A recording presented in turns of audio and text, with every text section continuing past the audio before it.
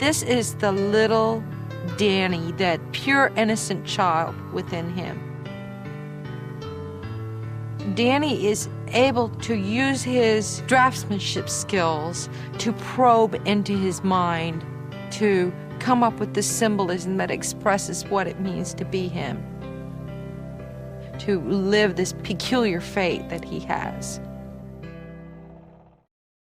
One of the most important things that I found to admire in Danny was the fact that he was guilty, he was ashamed of it, he was shocked by it, and he wanted to allow me to study him in order that possibly someone could learn from his story, from what went wrong with this little guy from Louisiana to reach the point where he would kill people and do the things that he did. There were 3 crime scenes in Gainesville. In each case, he took the occupants in their own homes unaware. The first murder he committed, the girl was sound asleep. It was very fast. He stabbed her to death quickly.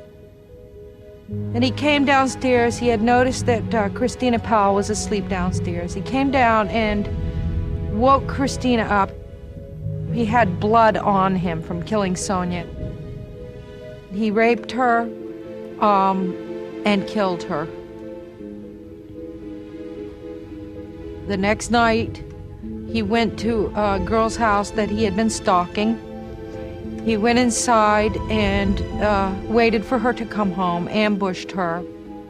He raped her and killed her. He left the scene of the crime and went to get a drink at a 7-Eleven and noticed he had lost his wallet. He went back to the scene of the crime and searched the premises.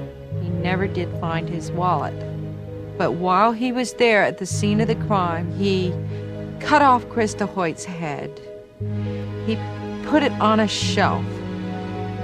And then he took her headless corpse and put it in a sitting up position to resemble the sculpture, The Thinker. The crimes Danny committed are hideous. They're almost beyond belief.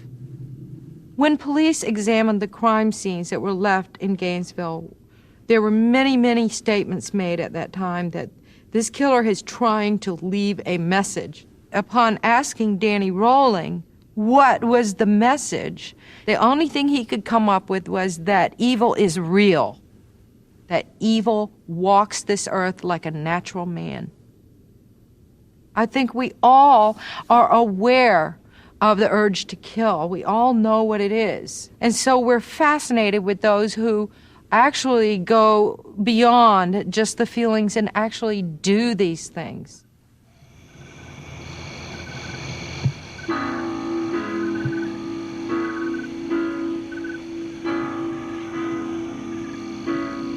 Between the land of the living and the land of the dead, there's a place they call Death Row, where all the fallen angels slowly go insane, looking in a mirror and seeing the Grim Reaper in their own eyes.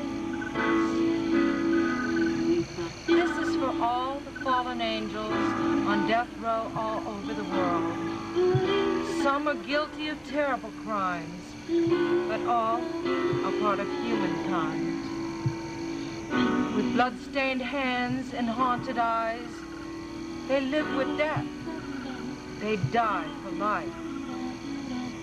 Execution makes us killers too. I know I'm a killer, and so are you. Vengeance demands the killer die.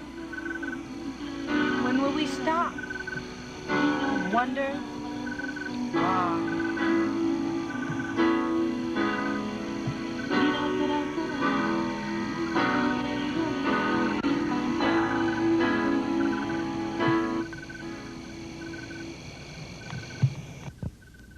I have become my story.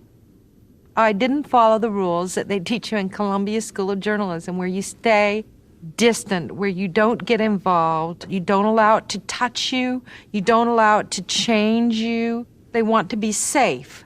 I am not safe.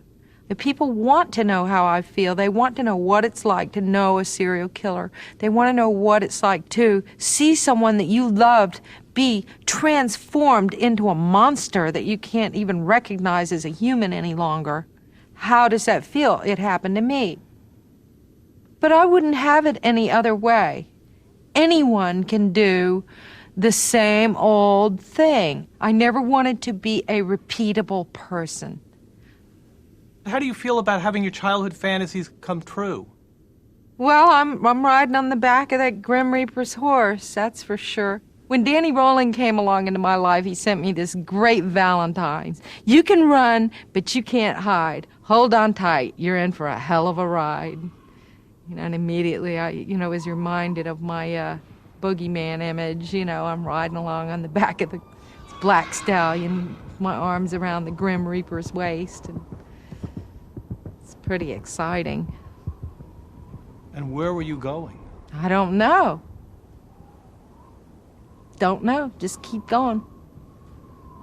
I don't know if you ever get anywhere, Just along for the ride.